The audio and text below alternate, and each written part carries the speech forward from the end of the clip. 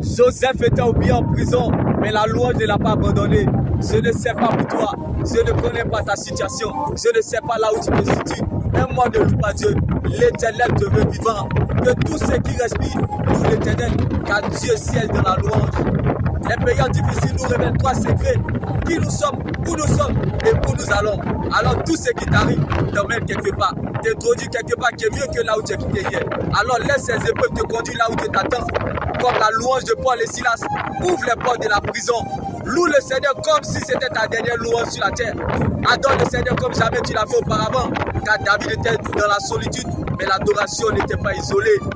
C'est dans l'adoration que se découvre la profondeur de notre victoire. Car les grands combats se gagnent dans le secret.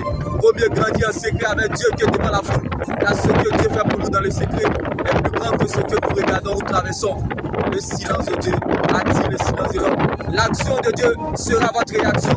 Car les moments les plus précieux de notre existence, c'est lorsqu'on est seul avec Dieu.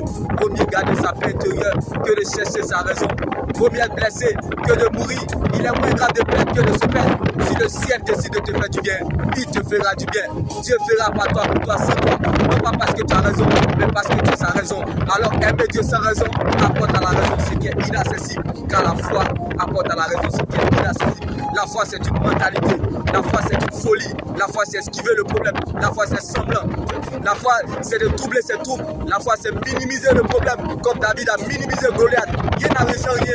Quand tu vois un Goliath, c'est parce qu'il y a un David qui est là. Bien-aimé, tu es le David de cette situation. La preuve de Dieu dans cette épreuve, car la foi doit être éprouvée avant d'être approuvée. Goliath était plus grand que David, mais la grandeur de David était Christ. Là où se trouve ta richesse, c'est là où se trouve ton cœur. Car la vraie joie dans le Seigneur Jésus-Christ ne dépend pas du confort, ni du climat extérieur, ni de ce qu'on a dans nos poches ou dans nos mains, mais de la présence de Dieu dans le corps de notre cœur. Que Dieu prenne la forme de ce qui te manque. Heureux l'homme qui cherche la présence de Dieu malgré les difficultés. Moque-toi de tout, sauf d'une personne qui cherche Dieu. Car il perd Jacob à 16 heures, mais avant le lever du jour, devenir Israël. C'était fini pour David, mais Dieu a augmenté le temps additionnel. David s'est levé le matin berger, mais il s'est couché le soir avec une promesse du roi. C'était fini pour Ézéchias, mais Dieu a augmenté le temps additionnel. Ézéchias, dans sa maladie incurable, qui le condamnait à la mort, ne savait pas que Dieu allait prolonger ses jours sur la terre. Quelqu'un quelque part, mon Dieu le visite. Ce que tu ne sais pas est plus grand que toi. Ce qui arrive est mieux que ça.